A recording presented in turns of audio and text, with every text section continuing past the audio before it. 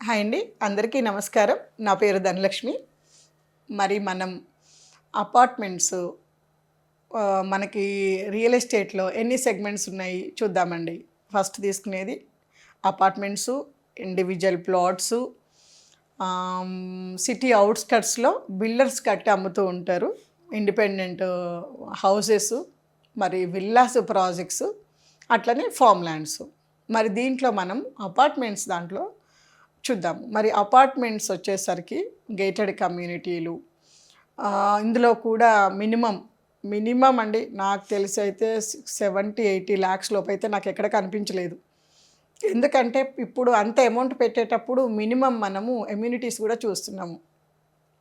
పిల్లలు ఆడుకోవడానికి కానీ, క్లబ్ హౌసెస్ కానీ, మనకు స్విమ్మింగ్ పూల్స్ లాంటివి, అట్లా ప్రతి ఒక్క ఇండోర్ గేమ్స్, ప్రతి ఒక్క యాక్టివిటీస్ ఉండేటివి చూస్తున్నారు.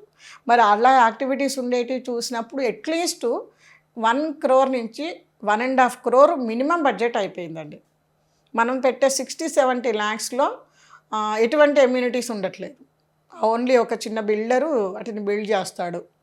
ఓన్లీ కింద కార్ పార్కింగ్ మాత్రం ఒక సింగిల్ కారు ఇస్తున్నాడు.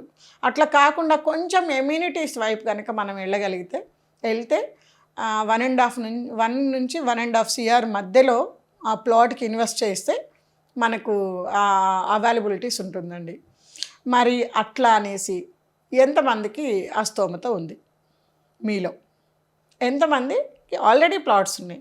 కొంతమంది ఫ్లాట్ ఉండంగా కూడా ఇంకో ఫ్లాట్ తీసుకుంటుంటారు. ఎందుకంటే రెంట్ వస్తుంది అనేది. మనం వర్క్ చేస్తున్న వర్క్ ఏరియాకు నియర్ బై ఏరియాలో ఒక ఫ్లాటు, ఒక ఇల్లు ఉండడం అనేది అందరికీ నీడ్ బేస్డ్. మనకు ఆ కెపాసిటీ ఉంటే ఖచ్చితంగా కూడా ఆ ఫ్లాట్ తీసుకోవాలి. కానీ ఆ ఫ్లాట్ తీసుకోవడం వల్ల మన ఫ్యూచర్ దెబ్బతింటుంది లేదా అనేది మాత్రం ఒక్కసారి ఆలోచించండి. ఎందుకంటే ఇవాళ ప్లాట్ తీసుకున్నా ఆల్మోస్ట్ మనం అనుకున్న 1.5 CR అండి.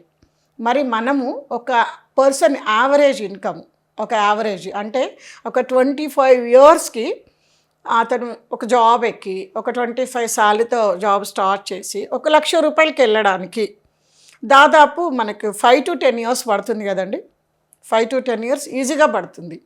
మరి మనము మొత్తం కలిపి ఒక 30 years వర్కింగ్ ఇయర్స్ అని అనుకుంటుంటాం కదా.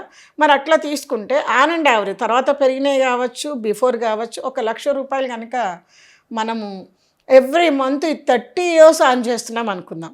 ఎక్కువ తక్కువ కంపెనీస్ మారడం పక్కకు పెట్టి యావరేజ్ 1,00,000 రూపాయల పైన అంటే మంచి ఇన్కమే కదా. మరి ఇంటూ 30 years అంటే మీరు ఒకసారి లెక్క చూసుకుంటే ఎంత వస్తుందండి? దాదాపు 3,60,00,000 పైన వస్తుందండి అంతే. మరి అందులో నుంచి ఆల్మోస్ట్ 50% అమౌంట్ని మనం ఒక ప్లాట్ మీదే ఇన్వెస్ట్ చేస్తున్నాం. ఒక్కసారి ఆలోచించండి. మిగిలిన ఈ 1.5 లేదా 2 CR మీ జీవితంలో యావరేజ్గా మనం లైఫ్ లీడ్ చేస్తే ఖచ్చితంగా అవసరాలు, పిల్లల్ని మామూలుగా చదివించడము, మామూలుగా ఇప్పుడు మీరు ఉన్న ఫ్లాట్లో ఉండడము, యావరేజ్గా మీరు లెక్కేసుకుంటే అట్లీస్ట్ 2 CR పైన మీ జీవిత కాలం కదండి. మీరు జీవించినంత కాలము ఈ 2 CR మిమ్మల్ని కాపాడాలి. మరి ఇది రిస్క్ తీసుకుంటున్నాము, ఈ రిస్క్ తీసుకునే ఫ్యాక్టరు అని మీకు ఎప్పుడైనా అనిపించిందా? ఇన్వెస్ట్ చేసే ప్రతి ఒక్కరూ ఫ్లాట్స్ కానీ ఇళ్ళు కానీ ఆలోచించండి. మీ ఒక 20 ఏళ్ళ ఎనర్జెటిక్ అమౌంట్ని, మనీని, పవర్ని ఇంట్లో పోషేస్తున్నారేమో అని ఒకసారి ఆలోచించండి. ఎందుకంటే ఇది నేను డిస్కస్ చేయాలనుకున్నానండి. మా దగ్గర అపార్ట్మెంట్ నుంచి ఒకరు విల్లాస్కి వెళ్ళారు. ఇద్దరు వర్క్ చేస్తారు. దాదాపు 2-2.5 లక్షలు ఫర్ మంత్ ఇన్కమ్. వాళ్ళు తీసుకున్నది 2.5 కోట్ల విల్లా అండి. 2.5 CR విల్లా. వాళ్ళు ఉన్న ఫ్లాట్ని అమ్మితే వాళ్ళ చేతికి 50 lakhs వచ్చింది. 50 lakhs down payment కట్టిరు. 2 CR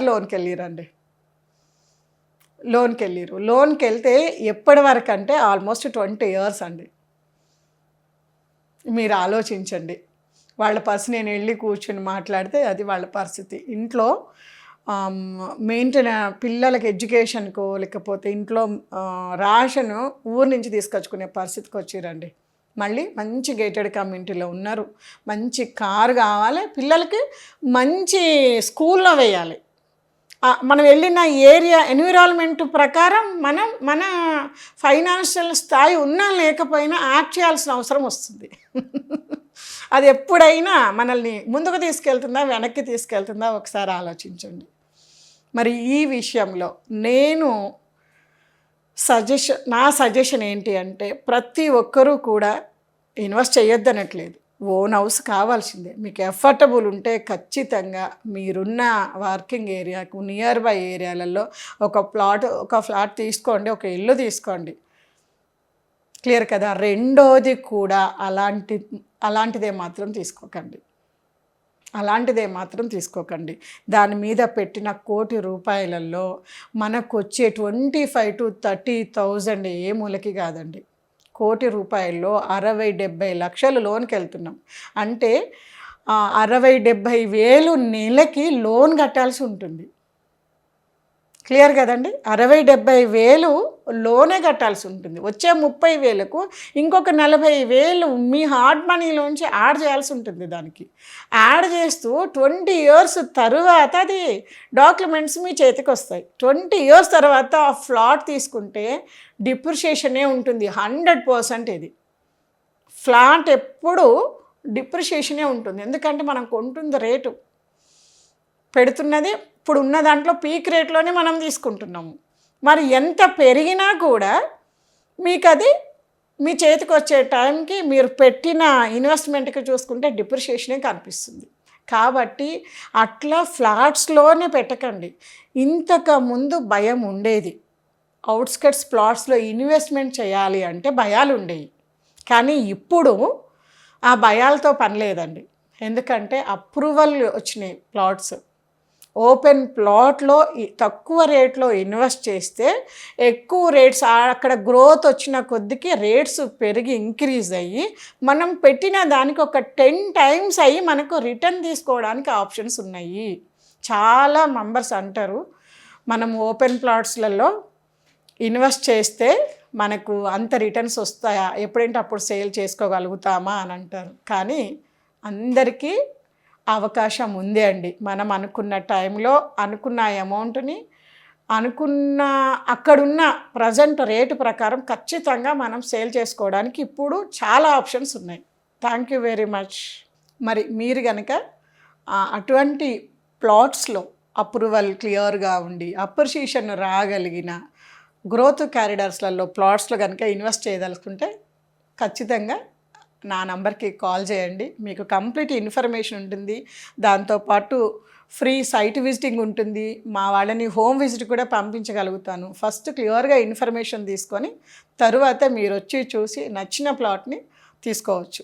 thank you very much అండి. నా నంబర్ వచ్చేసి 8099725262.